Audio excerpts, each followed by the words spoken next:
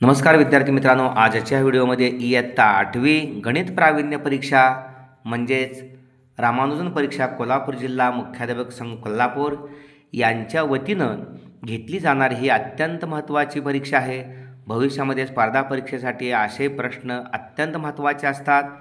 कालच म्हणजे 16 नोव्हेंबर 2025 रोजी झालेली ही प्रश्नपत्रिका इयत्ता 8वी साठी आपण काय उत्तरे लिहिलेली आहेत आपण पाहणार आहोत। हे मूक प्रश्न आहे।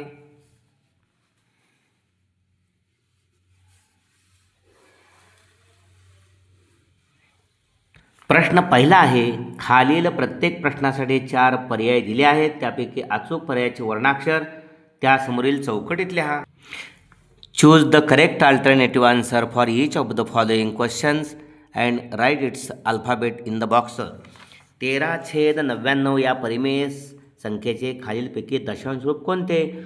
Which of the following will be decimal form of rational number 13/99। अचूक पर्याय सी।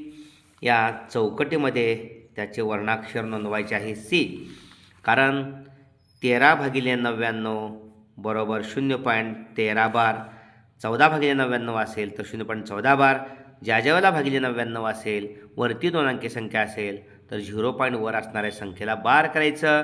उदाहरणार्थ 27/99 असेल तर या ठिकाणी 0.27 बार लिहावं लागेल। ओके, भागाकार करण्याची आवश्यकता नाही। वरती 3 संख्या असेल, समजा 112/999 असेल तर 0.112 वरती आडवी रेषा। ओके, अशा पद्धतीनं।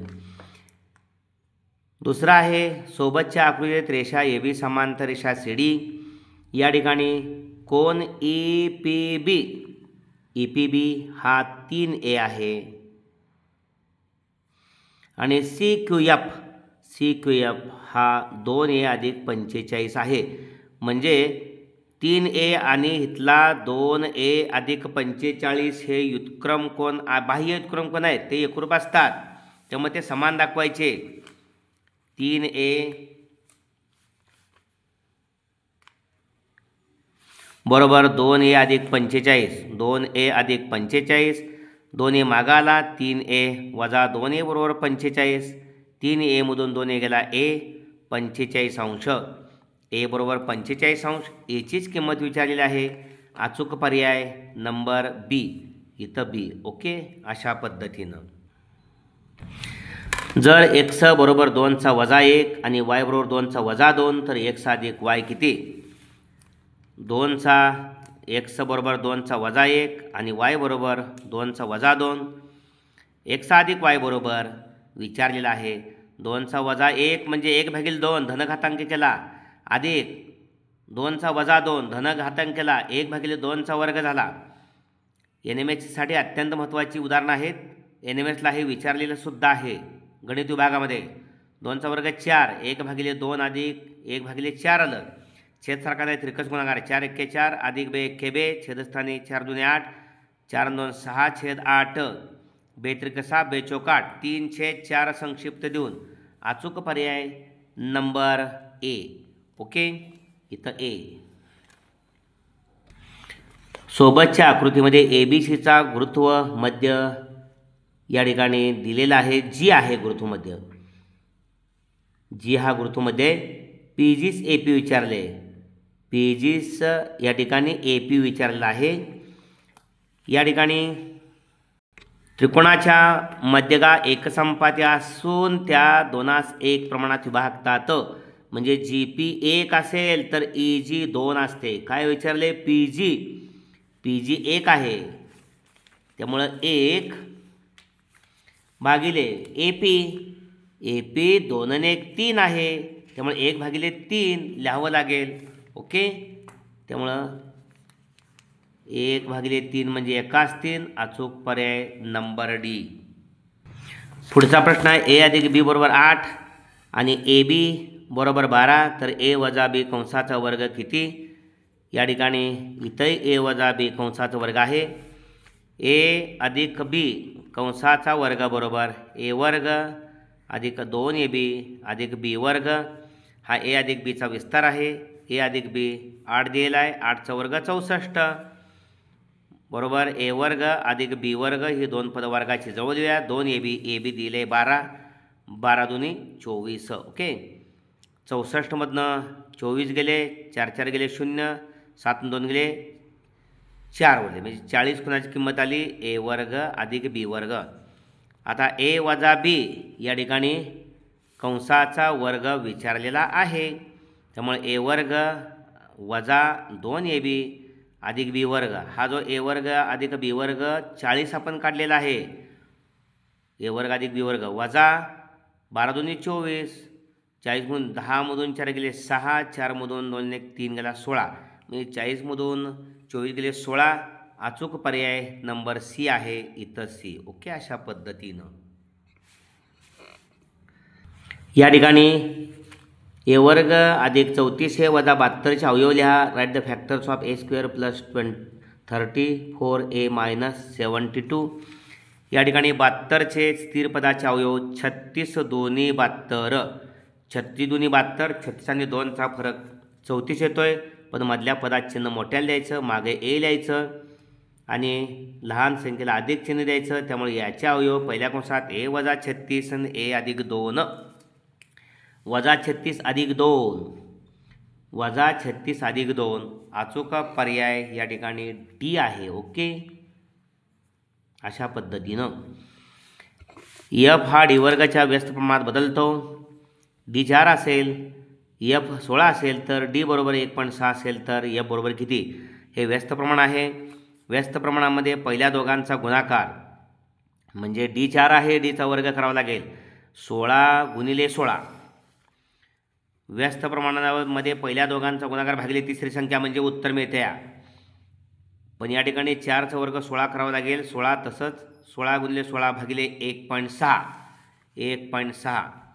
या ठिकाणी दशांश चिन्ह आपण सरकवायचं म्हटलं तर 160 करावं लागेल, वरती 116, म्हणजे हे दशांश चिन्ह काढायचं आहे.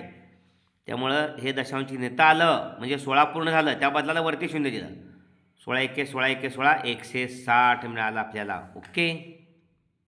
हा भागिले डी आपण केला आहे 1.6, परंतु पुन्हा याला भागिले 1.6 म्हणजे डी वर्ग आहे ना, त्यामुळे यालाच 1.6 आपण केलं तर या ठिकाणी आपल्याला दशांश चिन्ह काढलं तर 16 होईल आणि वरती 160चं 16 होईल, म्हणजे 16 1 16 आणि या 2 शून्य म्हणजे 100 येणार. ओके.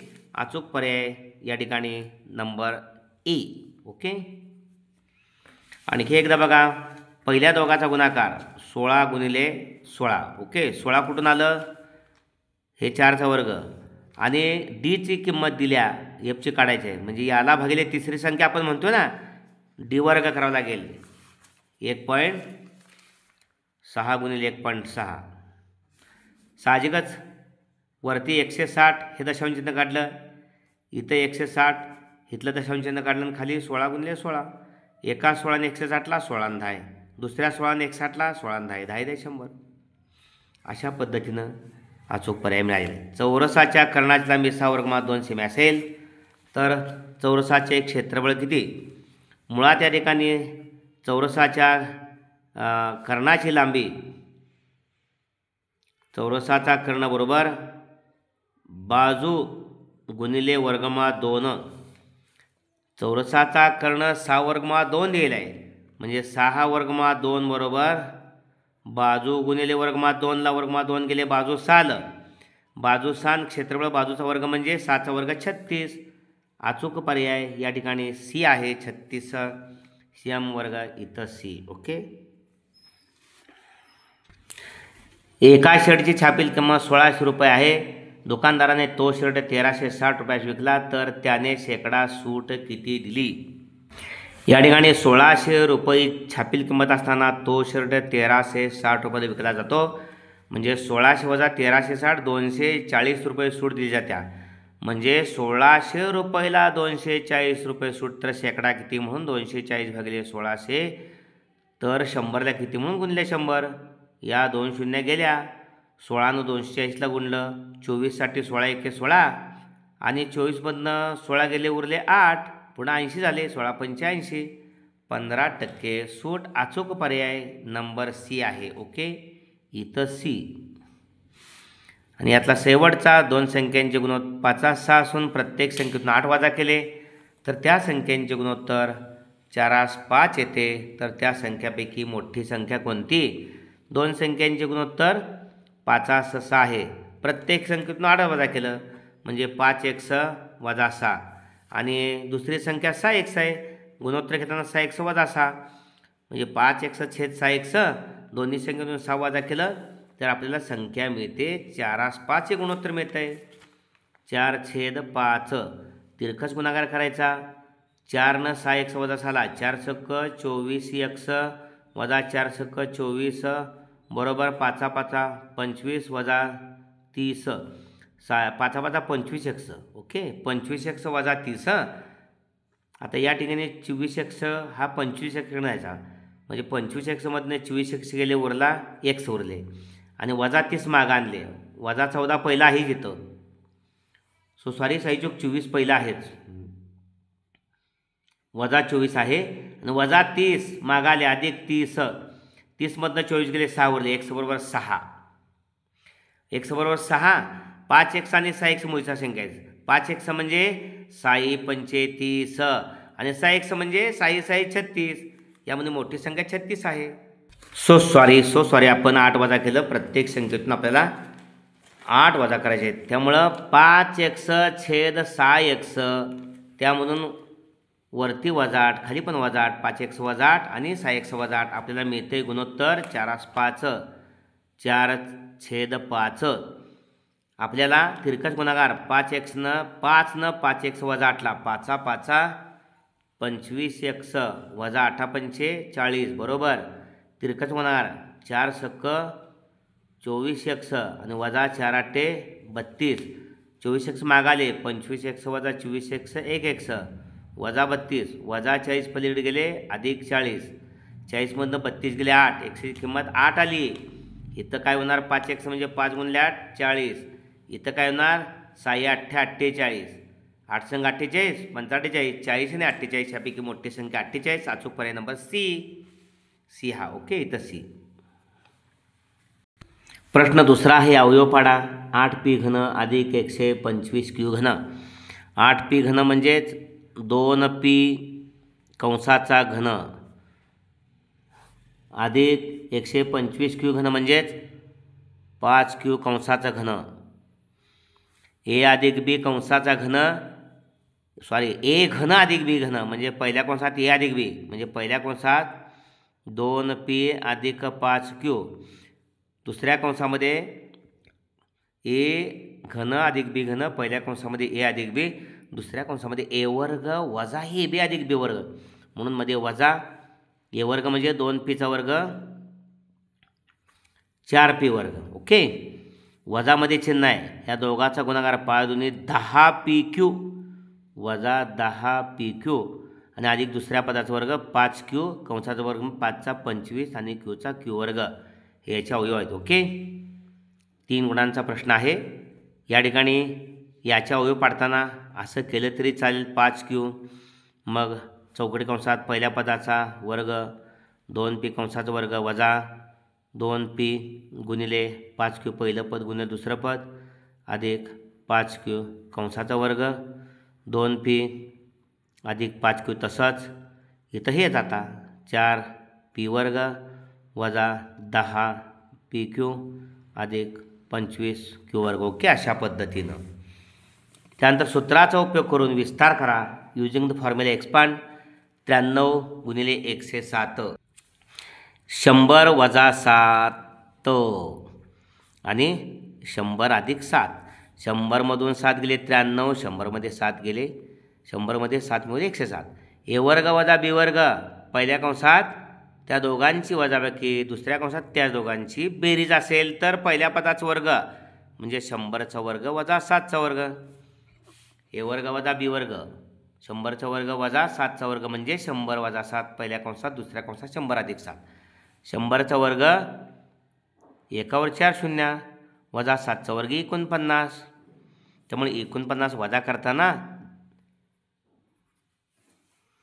10,000मधून 49 गेले 10मधून 9 गेला उरला 1 हातच्या दिला 4 आणि 1 5 10मधून 5 गेले 5 हा छेदेला 10 म्हणून 1 गेला 9, 10 म्हणून 1 गेला 9, 9951. ओके. 93 गुणिले 107चा गुणाकार. भागाकार पद्धतीनं वर्गमूळ काढायचे आहे. 134.458. या ठिकाणी भागाकार पद्धतीनं 134.458चं भागाकार पद्धतीनं वर्गमूळ काढायचे आहे. 4 गुणांचा प्रश्न आहे. 2 किंवा 3 दशांश स्थरापर्यंत काढलं तरी चालू शकतं. या ठिकाणी 134.458 दिलेली संख्या आहे. आता उजवीकडून गट पाडत जायचं. या ठिकाणी 80वर 8वर 0 घेतले, 80चा एक गट, पुन्हा 45चा एक गट आणि दशांश चिन्हाच्या डावीकडे 34चा एक गट आहे आणि एक संख्येला जोडदार नाही. दोन संख्येचे गट पाडताना एकचाच विचार करायचा. 1चा वर्ग 1 म्हणून पहिला भाग 1चा लागला. 1चा वर्ग 1, 1 मधून 1 गेले 0, वरचे घेतले 34, गट पूर्ण घ्यायचा. 1 आणि 1 2, 2 वर घेतला 1, 21 झाले. 21ला 1नच गुणायचे, 21 1 21. जर 2 वर 2 घेतले असतं तर 22 झालं असतं. 2नच गुणा लागला असतं. 22 2 44, 34पेक्षा मोठे होते म्हणून या ठिकाणी 1चा पुन्हा भाग लागला. 21 1 21, 34मध्ये 21 गेले, 4मध्ये गेला 3, 3त 2 गेले 1, 13. वरचं दशांश चिन्हाचा पुढचा घेतला म्हणून दशांश चिन्हाचा पुढचा गट 45 घेतला आहे म्हणून 1345. इथे 21 1 22, 22वर 5 घेतल्यानंतर 225, त्याला 5नच गुणायचं. 225 गुणले 5, 5 5 25ला 5 हातचे 2, 22 पंचे 110 आणि हातचे 2 112. जर 22वर 6 घेतला असतं तर 226 गुणले 6, 1345पेक्षा मोठी संख्या होते. 1345मधून या ठिकाणी 1125 गेले, 5 5 गेले 0, 4त 2 गेला 2, 13तून 11 गेले 2 उरले. 220वरती 80 घेतले. इथं बेरीज 5 5 10, 5 5 10, हाच्याला 1 22 1 23, 230वर 9 घेतले. 2309ला 9नच गुणायचं. हा गुणाकार 20,781 येतोय. 9 9 81ला 1 हाच्याला 8, 9 0 0 8, 9 3 27ला 7 हाच्याला 2, 9 2 18 2 20. जर इथं आता 9चाच फायनल भाग आहे. ओके. त्यामुळं इथं वजाबाकी 10मधून 1 गेला 9, इथं 18मधून 8 9 गेले 9 उरले. इथं हातच्या दिला 7 1 8, 10मधून 8 गेले 2, हातच्या दिला 2 म्हणून 1 गेला 1, 2 2 गेले 0. या ठिकाणी 1299वर पुन्हा 2 शून्य घेतल्या. हा गट पुढचा 2 2 शून्याचा गट 2 2 संख्येचा गट हो. इथं 9 9 18, 0 आणि 1 1 23 तसंच. आता 2318वर 5 घेतल्यानंतर 23,185ला 5नच गुणावं लागते. हा गुणाकार या ठिकाणी 1,15,925 होते. 5 5 25ला 5 हाचेल 2, 45 40 2 42 2 हाचेले 4, 5 1 5 4 9, 23 5 115. वजाबाकी 10मधून 5 गेले 5, हातच्या दिला 10मधून 2 1 3 गेले 7, हातच्या दिला 19मधून 9 1 10 गेले 9, हातच्या दिला 9मधून 5 1 6 गेले 3, 12मधून 11 गेला 1, 13,975. इथं बेरीज 5 5 10, 8 1 9, 1 1, 23 23, 23,190. इथं 5चा भाग लावला येतो. ओके. इथं 9चा लागला ना. इथं 9 राहिलेलं सांगण्याचं राहून गेलं तर 11.595. पहिल्यांदा 11 लागला. दशांश पुढची संख्या घेतली 5 9 आणि 5. इथं 9 म्हणून इथं 9, इथं 5 म्हणून 5. इथं बरोबर 11.559 हे अंदाजे वर्गमूळ आहे. 134.458चं ॲप्रॉक्सिमेटली 11.595. ओके. अशा पद्धतीने 4 गुणांचा प्रश्न आहे. हा व्हिडिओ आपण जरूर लाईक करा. यातले उर्वरित प्रश्न आपण पुढील व्हिडिओमध्ये लगेचच घेणार आहोत. आपलं मूल्यांकन करा. काल परीक्षा दिलेली आहे असे उत्तरं असायला हवीत आणि भविष्यामध्ये हे प्रश्न अत्यंत महत्त्वाचे आहेत. NMHच्या दृष्टीनं, MPSCच्या दृष्टीनं तयारी करून ठेवा. धन्यवाद. व्हिडिओ आवडला असेल तर लाईक करा. आपल्या सर्व 9वीतल्या 8वीतल्या विद्यार्थ्यांसाठी तो शेअर करा. धन्यवाद.